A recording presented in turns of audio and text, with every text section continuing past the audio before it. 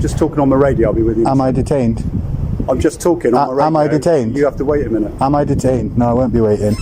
You're not going to speak to me properly. I'm not going to be waiting. Sir, you are on private property. No, I'm going to ask you to leave. Listen, can I just explain something? No, you listen to me. Oh, no, so you want to give me directives? I'm directing you to leave my premises. Your premises? Yes, the police premises. You are the owner of this premises, are you? If you fail to leave as a trespasser, you remain here after I've directed you to leave. It is aggravated trespass. No, excuse me. I have to listen. Can I just explain to you? You don't know the law. I'm directing you to leave now. No. We're going to have a conversation first. No, we're not. Because you're not going to violate my. What are you doing? Why are you assaulting me? Why are you assaulting me? Why are you assaulting me? Why are you assaulting me? Right. Why are you assaulting me? Is there anything I'm walking out. Why are you assaulting? I can reasonably do. Why have you got your hands on my chest? Is there anything Why I have you can got reasonably do or say there is. to get you to leave? Yes, there is. What is it? Be lawful. Get out of this building and all of its surrounding property. What are you doing? PC Jenkins steps into this interaction already assuming authority over the area. That assumption is the root cause of everything that follows. Almost immediately, he reaches for claims of private property and aggravated trespass, as though simply invoking those terms grants him control. But aggravated trespass has a very specific legal meaning. It only applies when someone is intentionally interfering with lawful activity. Jenkins makes no effort whatsoever to explain how Ed's filming was disrupting anything at all. When Ed states that he is walking away, the correct response is obvious. A competent officer would see that as a clear de-escalation and allow the encounter to end. Instead, Jenkins tightens his grip and escalates straight to handcuffs. Nothing about the situation has changed. The only thing driving that decision is Jenkins's earlier commitment to a level of force he can no longer justify backing down from. What are you doing? Stay there. What are you doing? Stay there. Grab an arm, mate. What are you doing? What are you doing? What are you doing? Directed you to leave. I'm leaving. I'm walking out. I'm literally walking out. I'm literally walking out. I'm going to go on the floor as well. I'm literally walking out. You're going to go now? I'm literally walking out. You're going to go now? Look, I'm literally almost out. Well, you are out now. Yeah, exactly. Are you going to stay out, or are you going to stay out and continue to shower? If you uncuff me, I'll have a reasonable conversation with you. No, I'm not having a reasonable conversation. I asked you to leave. You refused. What law did I break, sir? Trespassing. Trespassing is a civil offence, sir. Once I've directed you to leave... You didn't give me a chance. You were stood in front of me. Once I've directed you to leave, is aggravated trespass. Sir, is your body camera on? No, please you're recording for me, though. It's not recording. The light's not on, look. Please activate your body worn. No. My body-worn's been on the whole time. Okay. What crime have I committed? No crimes. So why am I in handcuffs? Are you going to stay out of this premises? Why am I in handcuffs, sir? Because you weren't following my direction. But I haven't broken the law, sir. The moment the subject of body-worn cameras arises, Jenkins reveals his mindset. A professional officer would simply activate the camera. Instead, he makes a joke of it, saying, "No, but you're recording for me." That response isn't playful. It's calculated. Jenkins has no desire to create an official record that could later hold him accountable. He understands that footage would lock him into procedures he has already chosen to ignore. So the camera stays off, and his freedom to act without oversight remains intact. When Ed asks why he's been handcuffed despite there being no alleged crime, Jenkins responds, "Because you weren't following my directions." That answer is deeply revealing. Disobeying instructions is not a legal standard. It is not grounds for detention.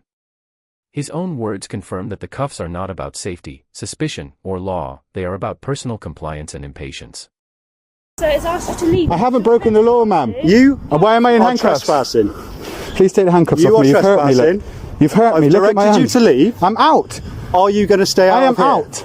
What is your intention now if I take these off? Are you going to leave? You'll be receiving a complaint about this, constable. What's your number, please?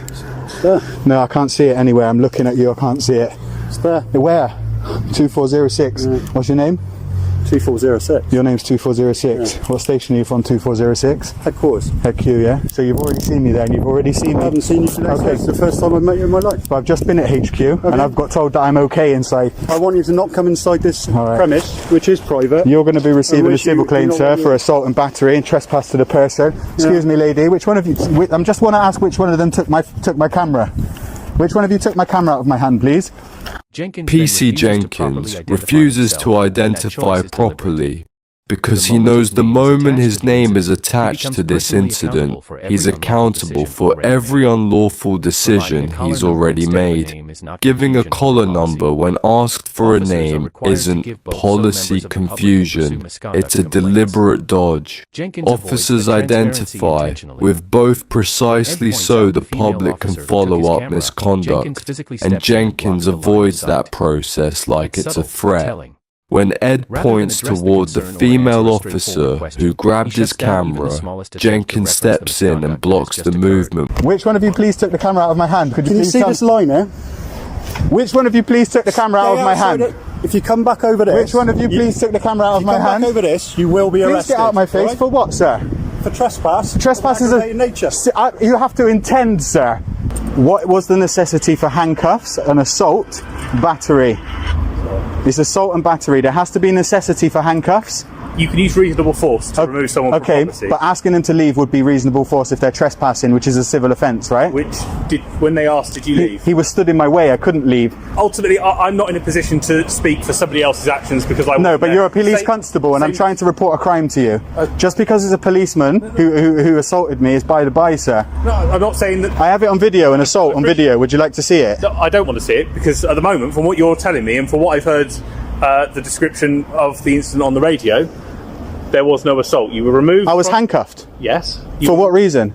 I've got a cut. Okay. I've been handcuffed. I've been assaulted. For what reason? You were handcuffed to remove you, to prevent you from causing any harm, or. But I wasn't going to. I was doing a lawful activity. You were. We don't have people in the backyard. Is it unlawful? When Ed reports the assault to another officer, the expectation is minimal. Listen and assess the facts. Especially when Ed explains that the entire incident was captured on video. Instead, the officer immediately shuts the conversation down with, "I don't want to see it." That statement alone speaks volumes. It shows a complete lack of interest in evidence and a clear priority to shield a colleague. By refusing to view the footage, the officer conveniently avoids having to acknowledge misconduct, document it, or challenge another constable. The outcome is decided before any information is gathered. Ed offers clarity. The officer rejects it because clarity would require action.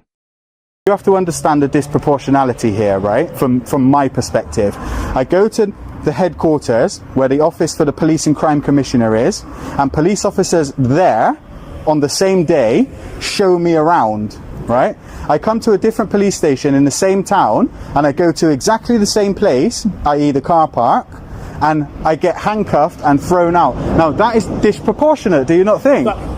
That's your opinion of it. No, it's a fact. As I said, that's your opinion. If you believe it's disproportionate, then you're entitled to call a report and make a complaint. But I'm trying to do that with you. But I'm not the appropriate person to talk to. I'm not the person. But you're a police officer and a crime has been. I believe a crime has been committed against me.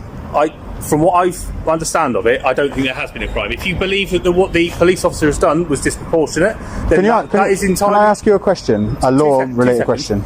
If you believe it's disproportionate, the action that was taken, then you can call and make a complaint against that officer. It's not appropriate for me to be dealing with that because that is one of my colleagues.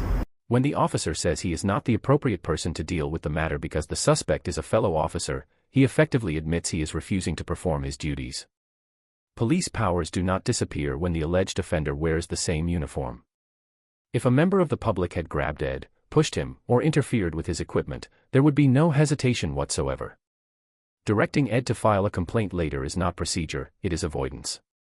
Frontline officers are expected to respond to reported offenses in real time, not divert victims into paperwork simply because confronting a colleague is uncomfortable. It's not a fair process, is it? Of course it is. You all take oaths. You all take oaths to uphold the law. Absolutely. So when somebody, it's irrelevant whether it's another police officer. Let me ask you this: if you were with your partner, if you have one in your car, right, and let's say he'd had a really stressful day or he'd had really stressful time at home or whatever, right, and you interacted with a criminal who had done something wrong. You had your criminal handcuffed behind his back. He wasn't a threat to anybody, and then your partner came up and punched him straight in the face. Would you arrest your partner? No. Why? The reason being is because I would have to follow the same process as you.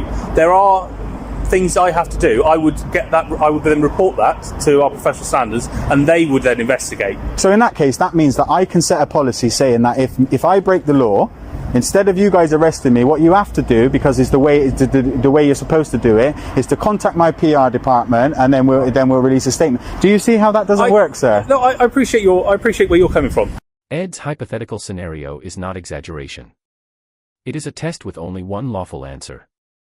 A compliant, handcuffed individual being struck is an assault. Any trained officer knows they have the power to arrest a colleague if a crime occurs in their presence. Yet the officer still refuses. Not due to a lack of authority, but because he has already decided that colleague misconduct should be filtered through internal processes instead of criminal law. Ed's follow-up exposes the flaw completely. If officers are allowed to hide behind procedures before facing accountability, why isn't the public afforded the same protection? The officer has no answer, because the logic only works when accountability flows in one direction, outward, never inward. You literally refuse to have a look at the crime. Like, I appreciate the fact that you're trying to be calm and collected with me. I do appreciate that, because a lot of officers just get angry. Well, so I respect you. Well, he did. He got angry, handcuffed me and pushed me out. But I appreciate you staying calm. But the fact of the matter is, sir, is you're not fulfilling your duty as a constable right now. Okay. Well, as I said, I've given you the advice to the best of my knowledge of what you need to do to report this incident. Now, if you choose not to do that, that is entirely up to you. Well, I'm waiting for a sergeant anyway. Okay. I apologise that I've been able to.